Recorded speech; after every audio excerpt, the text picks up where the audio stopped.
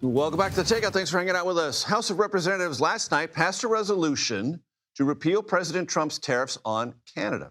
The vote, 219 to 211. 6 Republicans joining almost all Democrats. I think it was 1 Democrat in favor of it. I want to bring in our reporter panel. Daniella Diaz covers Congress for NOTUS. As I always remind you, that is news of the United States or news of the U.S. Tia Mitchell, Washington Bureau Chief for the Atlanta Journal-Constitution. So, how big a deal is this? It's a huge deal.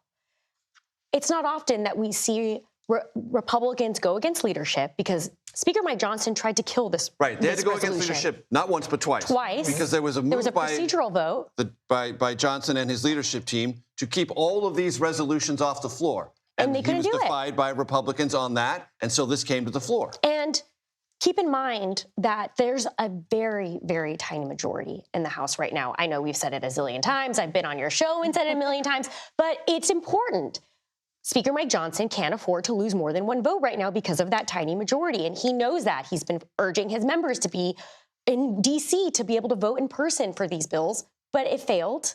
And because of that, Democrats were able to put this measure on the floor yesterday, and it was a huge rebuke of the president that, you know, and the White House worked it. And the White House worked it. They tried. And then we saw President Donald Trump on social media say, I'm going to try to find primary candidates for these Republicans who voted for this measure. I mean, it's a huge, huge deal. And Tia, it feels like it is part of a broader story of not a fracturing, but some not insignificant, to use a SAT word, fissures. Yes, I like that word. And I think that as members of Congress start looking towards the midterms and looking towards their own political futures, they're becoming more willing to do things that put them out of line with President Trump. I think there are very few Republicans not named Thomas Massie that all out want to be, defy Trump. Most of them want to stay aligned with him. And even Thomas Massie does to an extent. But some of them are saying, I'm going to take a difficult vote because I really feel passionately about it on certain issues, the tariffs, of course, becoming one of them. And I think it's even more significant than the vote on the tariffs, which there will be more, was that vote on the procedural vote to say, Mike Johnson, you have kept us from voting on tariffs, and we're standing up to you and saying no more. Exactly. So reporters chase stories. That's what we do. And sometimes that means physically chasing members of Congress to catch up with them, to ask them questions, to find out what's happened in a meeting they're just emerging from or one they're going into. So let's hear what Elizabeth Warren said about her ability to outrun reporters and be among the most fit physically members of the Senate. Let's hear it. I hear you're one of the fittest senators. Is that true? Whoa, I got to say, kind of a low bar around there. Yeah, but I'm at least the fastest. Oh, you are? What's your 40? You don't want to know.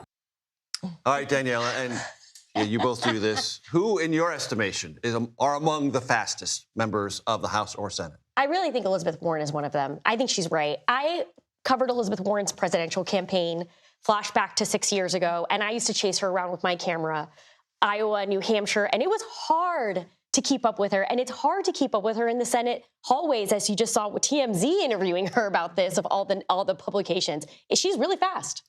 And I put my vote in for Senator Duckworth. Now she is Tammy Duckworth, Democrat of Illinois. She's in wheelchair, so technically not walking, but she pushes her own wheelchair and she zooms. And oftentimes her staffers are kind of jogging to keep up with her because she moves when she moves. So she's always my favorite one to see in the hallway. And of course, this speed factor relates directly to how much they want to talk to you. Because if they want to talk to you, they'll slow down. If they don't want to talk to you, they'll keep moving. They have several ways of dodging us, I will say, Major. One of the most popular ones is when they pull out their cell phone. Oh, yeah. Yes, and exactly. sometimes you can tell they're not talking to anyone. There's nobody there. There's nobody there. So here's a headline I don't think any of us would have predicted a year ago from Axios. You can bring it up on the screen, control room. A year into Trump's term, voters say Biden was better. 3 national surveys point to the same alarming trend for a president who's done everything in his power to erase his predecessor's legacy.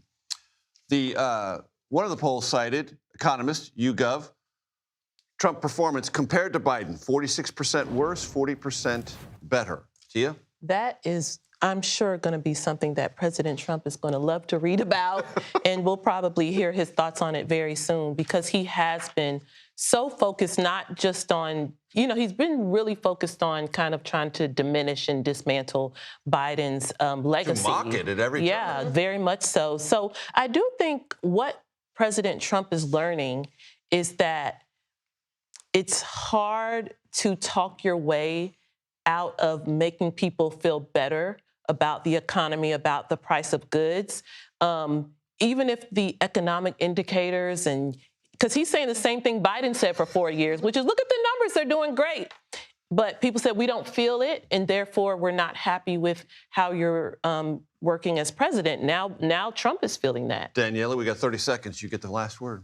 I think it's what we're going to hear on the campaign trail this year is Trump defending himself. He's definitely going to talk about this. This is something he always cares about, his headlines. He reads all of his headlines. He reads all the polls, too. And this he is may denounce him, but he reads them all. And that's why we're seeing rank-and-file Republicans break from him, because they want to win their races in the midterms, too.